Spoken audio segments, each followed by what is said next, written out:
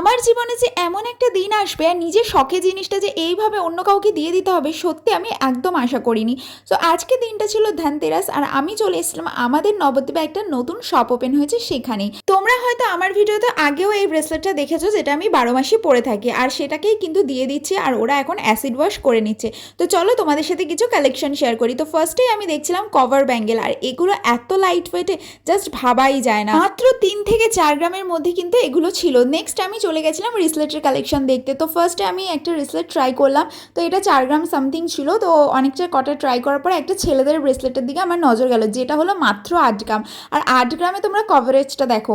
তারপরে যেটা আমি পড়লাম, এটার ওয়েট ছিল 10 গ্রামস। এছাড়াও এখানে লাইট ওয়েটের প্রচুর কালেকশন রয়েছে। এই কানবালাটা আমার খুব ভালো লাগলো, তাই শেয়ার করলাম।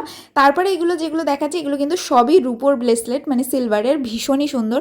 দেন এগুলো লাইট ওয়েটের কয়েকটা পাশা তোমাদের দেখাচ্ছি, তোমরা বিশ্বাস করবে না, এগুলো জাস্ট 900-800 মিলি থেকে স্টার্টিং। তারপর আমি আমার জিনিসটা নিয়ে বাড়ি চলে এসেছি। তো আমি কি পারচেস করলাম তোমরা কিন্তু গেস করো।